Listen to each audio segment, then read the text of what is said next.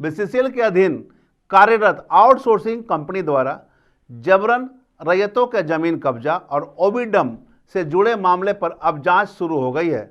विधानसभा की विशेष समिति ने स्थल का निरीक्षण किया, रैयतों से बात की और पूरे मामले पर अब अपना फैसला सुनाने वाली है। इसे लेकर बैठकों का दौर जारी है और बहुत जल्द अब इस पर निर्णय लिया जाएगा कि जो आरोप लग रहे थे आउटसोर्सिंग कंपनी पर उसमें कितनी सच्चाई है, क्योंकि तमाम तरह की बैठकें हो चुकी है। अब केवल विधानसभा समिति को निर्णय लेना है।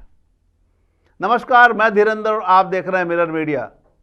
बीसीसीएल में कोयला खनन से जुड़ी आउटसोर्सिंग कंपनी एटी देवप्रभा पर राजस्व, भूमि अतिक्रमण और रैयती जमीन पर ओबीडम डालने के मामले की जांच के लिए विधानसभा की विशेष समिति और प्रशासनिक अधिकारियों की टीम 3 दिवसीय दौरे पर धनबाद में मौजूद है।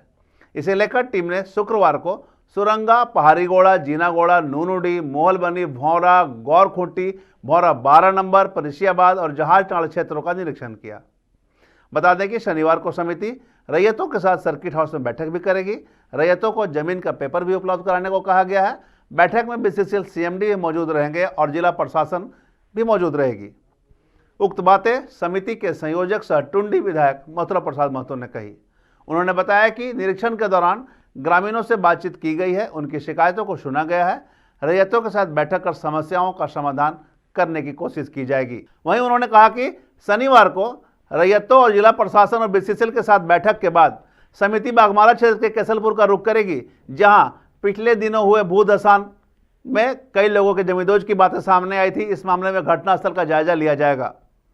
विधायक मथुरा प्रसाद महतो ने कहा कि समिति 21 सितंबर तक धनबाद में रहेगी।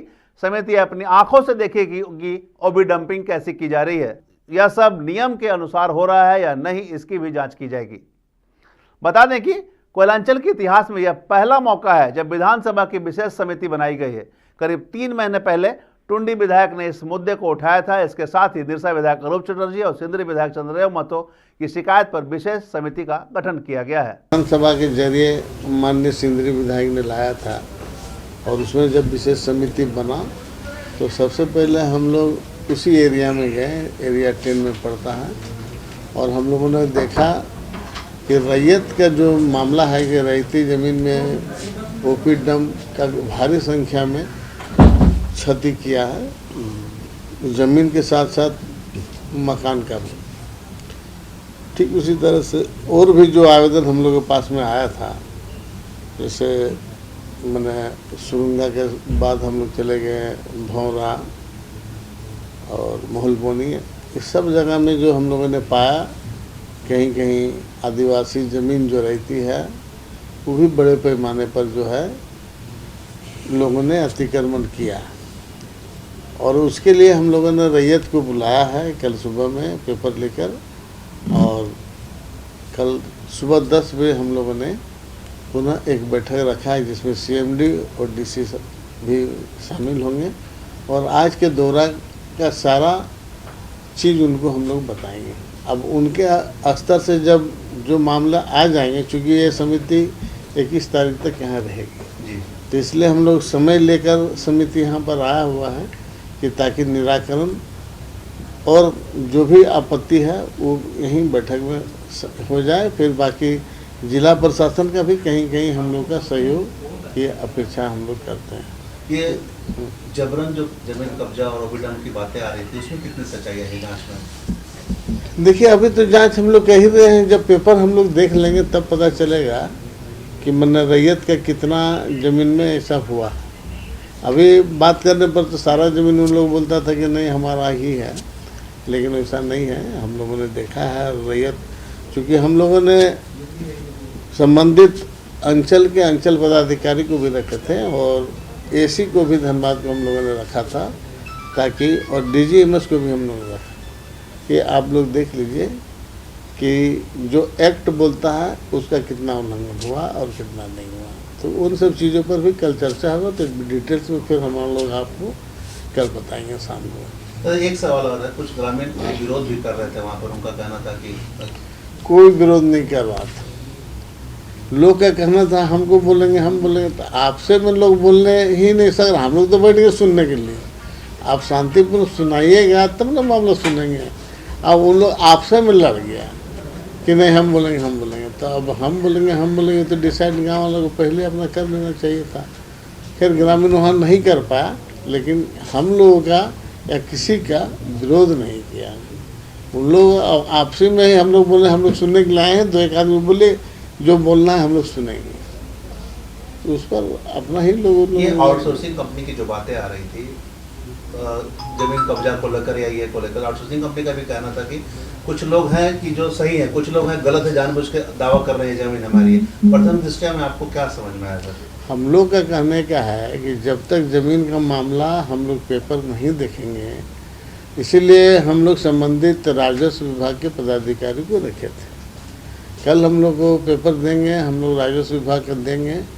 और रैयतों का एक आरोप था कि हम लोग का जो अप टू डेट रसीद वगैरह नहीं हो पाता है, क्योंकि BCCL ऐसा लोगों को मना किए हुए हैं। तो वो भी हम लोग कल उपायुक्त से बात करेंगे और बात करके उसका निराकरण करने का समिति पूरा प्रयास करेगा।